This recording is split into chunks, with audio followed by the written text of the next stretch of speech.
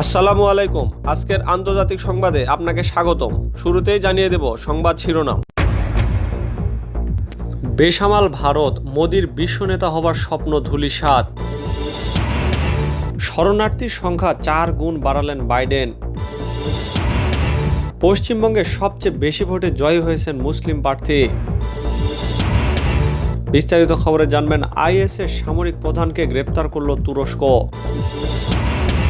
নতুন সংকটে দিল্লি, অক্সিজেন আছে নেই ট্যাঙ্কার, মোদী সরকারকে ভৎসনা করল সুপ্রিম কোর্ট। সবশেষে জানবেন মমতার জয়ে ঝুঁকিতে মোদীর আধিপত্য।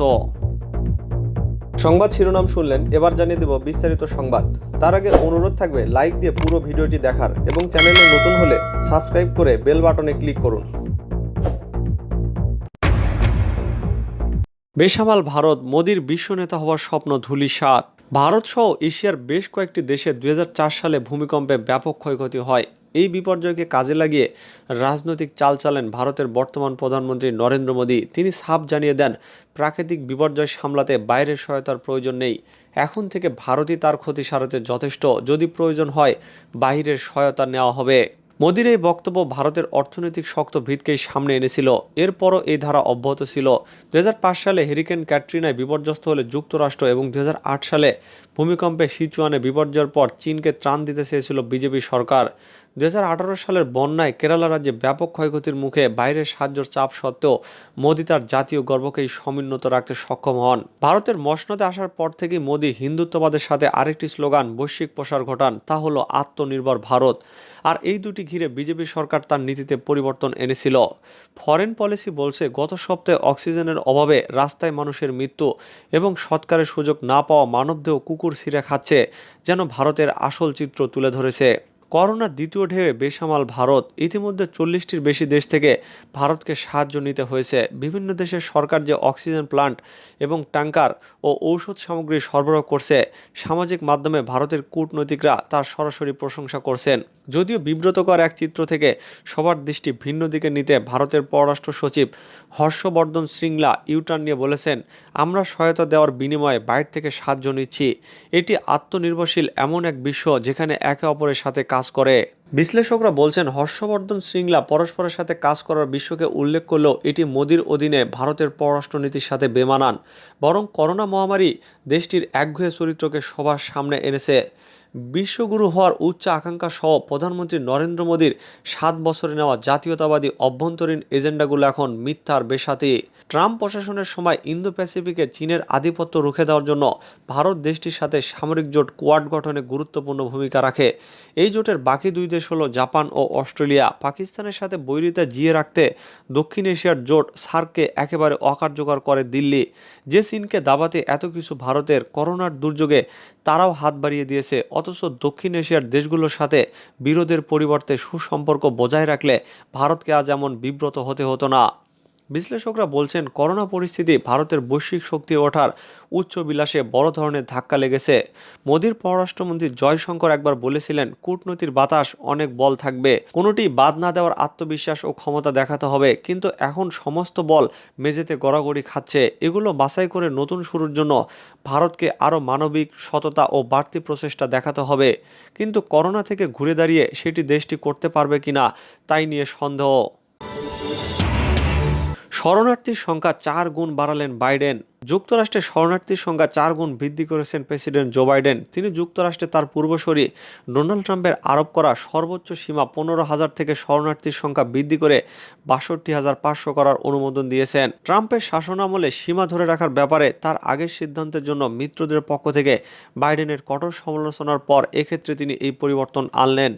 এক বিবৃতিতে বাইডেন বলেন, এই শরণার্থীর সংখ্যা হ্রাস করে আগের প্রশাসন কর্তৃক 15,000 নির্ধারণ করা ঐতিহাসিকভাবে কম সংখ্যা ছিল। শরণার্থীদের স্বাগত এবং সমর্থন জানানো একটি দেশ হিসাবে তাতে আমেরিকার মূল্যবোধের প্রতিফলন ঘটেনি। এই নতুন সীমা শরণার্থীদের নেওয়ার ক্ষেত্রে যুক্তরাষ্ট্রের সক্ষমতা বাড়ানোর ব্যাপারে ইতিমধ্যে চলমান থাকা বিভিন্ন প্রচেষ্টা ফের জোরদার করা হবে, যাতে আমরা 1,25,000 শরণার্থী গ্রহণের উদ্দেশ্য পূরণ করতে পারি। আর আগামী অর্থ বছরেই আমি এটা নির্ধারণের ব্যাপারে আগ্রহী। পশ্চিমবঙ্গে সবচেয়ে বেশি ভোটে জয়ী হয়েছেন মুসলিম প্রার্থী। পশ্চিমবঙ্গে বিধানসভা নির্বাচনের চূড়ান্ত ফলাফল সোমবার ঘোষণা করা হয়েছে। নির্বাচনে সংখ্যাগরিষ্ঠ আসনে জয় পেয়েছে মমতা ব্যানার্জির নেতৃত্বাধীন তৃণমূল কংগ্রেস। তবে এবারে নির্বাচনে তৃণমূলের হয়ে মালদহ জেলার সুজাপুরের প্রার্থী আব্দুল গনি সবচেয়ে বেশি ভোট পেয়েছেন।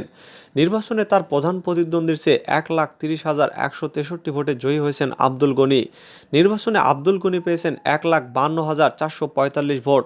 তার প্রধান প্রতিদ্বন্দ্বী ঈশা খান চৌধুরী পেয়েছেন 22,282 ভোট। আর বিজেপি প্রার্থী এস.কে জিয়াউদ্দিন পেয়েছেন 14,789 ভোট। নির্বাচনে দ্বিতীয় সর্বোচ্চ ভোট পেয়ে জয়ী হয়েছেন কলকাতার মেটিয়া ব্রুজের তৃণমূল প্রার্থী আব্দুল খালেক মোল্লা। তিনি বিজেপির প্রার্থী রামজি প্রসাদকে 1,19,604 ভোটের ব্যবধানে হারিয়েছেন।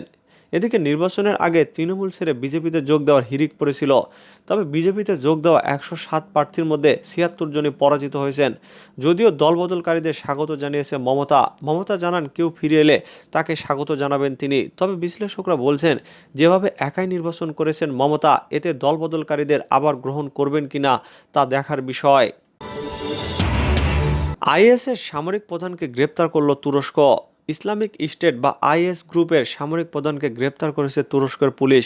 তুর্কি পুলিশ এক বিবৃতিতে জানিয়েছে ইস্তাম্বুলের একটি শহরতলি থেকে তারা বাসিম নামের ওই সামরিক নেতাকে গ্রেপ্তার করেছে। তিনি আইএসের নীতি নির্ধারণী পরিষদের সদস্য ছিলেন এবং সিরিয়া ও ইরাকে আইএসকে সংগঠিত করার দায়িত্ব ছিল তার। তুরস্ক বলছে আফগান নাগরিক বাসিম আইএস গ্রুপকে সাবেক নেতা আবু বকর আল বাগদাদির ঘনিষ্ঠ সহযোগী হিসাবে পরিচিত ছিলেন। 2019 সালের অক্টোবর মাসে বোমার বিস্ফোরণ ঘটিয়ে আত্মহত্যা করেন আল বাগদাদি। ওই সময় সিরিয়ার উত্তর পূর্বাঞ্চল ইদলিব প্রদেশে এক অভিযানে তাকে প্রায় ধরে ফেলেছিলেন মার্কিন বাহিনী। তখনই তিনি আত্মহত্যা করেন। তুরস্কের পুলিশ জানিয়েছে 2017 সালের ডিসেম্বর মাস থেকে বাসিম কোথায় আছে সে বিষয়ে কোনো কিছু জানা যাচ্ছিল না, কেননা তিনি ভুয়া পাসপোর্ট ব্যবহার করে ভ্রমণ করতেন। তবে তুর্কি পুলিশের এই খবরের সত্যতা নিশ্চিত করা যায়নি।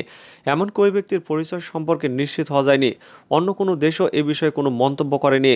তুরস্কের জাতীয় একটি গণমাধ্যম এনটিভি জানিয়েছে তুরস্কের পুলিশ এবং ন্যাশনাল ইন্টেলিজেন্স অর্গানাইজেশন যৌথভাবে এই অভিযান চালিয়েছে। গ্রেপ্তারের পরপর বাসিমের একটি ছবি প্রকাশ করে স্থানীয় গণমাধ্যম। ওই ছবির পাশে আরেক ছবিতে দেখা যায় তলোয়ার হাতে দাঁড়িয়ে রয়েছে এক ব্যক্তি। দুই ছবির ব্যক্তি একই বলে দাবি করেছে তুরস্কের গণমাধ্যম। নতুন সংকটে দিল্লি, অক্সিজেন আছে নেই ট্যাঙ্কার। মোদী সরকারকে ভৎসনা করল সুপ্রিম কোর্ট। রাজধানী দিল্লিতে অক্সিজেন সংকট নিয়ে কেন্দ্রকে তীব্র ভর্ৎসনা করল দিল্লি হাইকোর্ট। দিল্লির কোভিড রোগীদের চিকিৎসায় অক্সিজেন সরবরাহ ঠিক রাখতে কেন্দ্রীয় সরকারের থেকেও আইআইটি বা আইআইএম এর মতো শিক্ষা প্রতিষ্ঠানগুলিও বেশি দক্ষতা দেখাতে পারবে বলে মন্তব্য আদালতের। মঙ্গলবার এই নিয়ে কেন্দ্রে একটি শোকজ নোটিশও দিয়েছে আদালত। দিল্লিতে সোমবার মাঝরাতের মধ্যে অক্সিজেন সরবরাহ সুনিশ্চিত করার জন্য কেন্দ্রকে নির্দেশ দিয়েছিল সুপ্রিম কোর্ট। তবে সেই নির্দেশিকা সত্ত্বেও কেন্দ্রের তরফে দিল্লিকে পর্যাপ্ত অক্সিজেন সরবরাহ করা হয়নি বলে দাবি অরবিন্দ কেজরিওয়ালের সরকারের। এই নির্দেশ অমান্য করার জন্য কেন্দ্রকে কেন আদালত অবমাননার দায় পড়তে হবে না তার ব্যাখ্যা চেয়েছে দিল্লি হাইকোর্ট। মঙ্গলবার হাইকোর্টে তথ্য প্রমাণ দিয়ে দিল্লি সরকার বলছে অক্সিজেন সরবরাহকারী ট্যাঙ্কারের যত সিলিন্ডার সরবরাহের ক্ষমতা রয়েছে তার 1/3 বরাদ্দ করা হয়েছে। অথচ ক্রায়োজেনিক নাইট্রোজেন এবং আর্গন ট্যাঙ্কার সব মিলিয়ে 1,600 মেট্রিক টনের বেশি অক্সিজেন সরবরাহ করা যায়। দিল্লি সরকারের যুক্তি এতেই বোঝা যায় যে গোটা দেশে 8,608 মেট্রিক টন অক্সিজেন সরবরাহের জন্য ট্যাঙ্কারের ঘাটতি নেই। দেশে অতিরিক্ত অক্সিজেনই শুধু নেই, অতিরিক্ত ট্যাঙ্কারও রয়েছে। দিল্লির পেশ করা পরিসংখ্যান দেখার পর কেন্দ্রীয় সরকারকে ভৎসনা করে আদালত। আদালতের মন্তব্য, দিল্লি সরকারের খতিয়ান দেখে মনে হচ্ছে অক্সিজেন সরবরাহের কাজ আইআইটি বা আইআইএমগুলির উপর ছেড়ে দেওয়া উচিত। আসল কথা হলো সুপ্রিম কোর্ট বলছে যে দিল্লিকে 700 মেট্রিক টন অক্সিজেন সরবরাহ করতে হবে, ফলে সেটাই দিল্লির পাওয়া উচিত এবং তা সরবরাহ করার দায়িত্ব কেন্দ্রের। কেন্দ্রের তরফে সোমবার মাঝরাতে 433 মেট্রিক টন অক্সিজেন সরবরাহ করার কথা জানানো হলেও তা পর্যাপ্ত নয় বলে মন্তব্য করেছে আদালত। মমতার জয়ে ঝুঁকিতে মোদির আধিপত্য। ভারতের পশ্চিমবঙ্গে মমতা ব্যানার্জির তৃণমূল কংগ্রেস জয়ী হওয়ার পর বিশেষজ্ঞরা বলছেন দেশটির কেন্দ্রীয় ক্ষমতাসীন দল ভারতীয় জনতা পার্টির এই হারে জাতীয় রাজনীতিতেও প্রভাব পড়বে। গত মাসে 5টি বিধানসভা নির্বাচন হয়েছে। এর মধ্যে পশ্চিমবঙ্গের নির্বাচনী সবার নজর ছিল বেশি।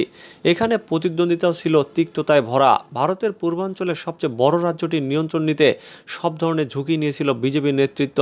রাজ্যটির 8 পর্বের ভোটে 38টি নির্বাচনী সমাবেশে বক্তৃতা দিয়েছেন ভারতের প্রধানমন্ত্রী নরেন্দ্র নরেন্দ্র মোদী জনগণের ভোট নিশ্চিত করতে তার মন্ত্রিসভার অধিকাংশ সদস্য মাসখানেক পশ্চিমবঙ্গে অবস্থান করেছিলেন। ভোটের ফলে দেখা গেছে 294টি আসনের মধ্যে 213টি তৃণমূল কংগ্রেস জয়ী হয়েছে। গত বছরের চেয়ে এবার দলটি 3টি আসন বেশি পেয়েছে। বিজেপি পেয়েছে 77টি আসন। আগেরবারের তুলনায় বিজেপি এবার ভালো ফল করতে পারেনি। তৃণমূল নেত্রী অনন্যা চক্রবর্তী বলেন, এটি ঐতিহাসিক এবং গুরুত্বপূর্ণ জয়। পশ্চিমবঙ্গের সাম্প্রদায়িক শক্তির পদযাত্রা আমরা আটকে দিতে পেরেছি। তিনি বলেন, বিজেপিকে পরাজিত করে আমাদের ধর্মনিরপেক্ষ কাঠামো অক্ষুণ্ণ রেখেছে। রাজনৈতিক বিশ্লেষকরা বলছেন, পশ্চিমবঙ্গের নির্বাচনী ফলে মোদীর রাজনৈতিক জাদু বড় ধরনের ধাক্কা খেয়েছে। সাধারণ মানুষ বিজেপির উপর বিরক্ত বলে নির্বাচনে এমন ফল এসেছে। দিল্লি ভিত্তিক রাজনৈতিক বিশ্লেষক সুধীন্দ্র কুলকার্নি বলেন, এই প্রথমবারের মতো মোদীর আধিপত্য চূড়ান্তভাবে চ্যালেঞ্জের মুখে পড়েছে। 1999 সালে বিজেপি যখন ভারতে প্রথম সরকার গঠন করে তখন দলটির রাজনৈতিক উপদেষ্টা ছিলেন সুধীন্দ্র। তিনি বলেন, 1980 সাল থেকে বিজেপির ইতিহাসে কোনো রাজ্যেই জয়ের আত্মবিশ্বাস নিয়ে লড়াই করেনি দলটি। এই রাজ্যটিতে জয়ী হওয়ার জন্য মোদী সব ধরনের ঝুঁকি নিয়েছেন, কিন্তু তারা মাত্র 77টি আসন পেয়েছে। এই বিশ্লেষক আরও বলেন, তৃণমূলের এই জয় বিরোধীদের মনে আশা জাগিয়েছে যে বিজেপিও হারতে পারে। আমি পূর্বাভাস দিয়েছিলাম, আসছে মাসগুলোতে বিরোধীদের ঐক্যে মমতা হবেন মূল আকর্ষণ। তবে তৃণমূলের বিজয় নিয়ে অতি মূল্যায়নের বিরুদ্ধে হুঁশিয়ারি করে দিয়েছেন দিল্লি ভিত্তিক think tank centre for the studies of developing societies Hilal Ahmed. তিনি বলেন, সরকারের বিরুদ্ধে মানুষের ক্ষোভ থাকলেও গত কয়েক বছরে বিজেপি যেসব বক্তব্য হাজির করেছে তার পাল্টা কিছু কেউ দাঁড় করাতে পারেনি। বিজেপির রাজনৈতিক ইশতেহারকে গুরুত্ব দিতে হবে। অনন্য চক্রবর্তী বলেন, ভারতের কেন্দ্রীয় সরকারের বিরুদ্ধে লড়াইয়ে তৃণমূলের সম্পদ সীমিত, কিন্তু এই বিজয় ভবিষ্যতে সামগ্রিক রাজনীতিতে বড় প্রভাব ফেলবে। তবে বিজেপি বলছে পশ্চিমবঙ্গে তারা ভালোই করেছে। দলটির মুখপাত্র সুদেশ ভার্মা বলেন, বাম ও কংগ্রেসকে উৎখাত করে পশ্চিমবঙ্গে বিরোধী দল এখন বিজেপি। এর মধ্য দিয়ে পরবর্তীতে বিজেপির জয়ের ভিত্তিভূমি তৈরি হয়ে গেছে। তবে পশ্চিমবঙ্গ ভিত্তিক রাজনীতিবিদ জিম নওয়াজ বলেন, এই ফল বলে দিচ্ছে এখানে বিতর্কিত নাগরিকত্ব সংশোধনী আইন প্রত্যাখ্যাত হয়েছে।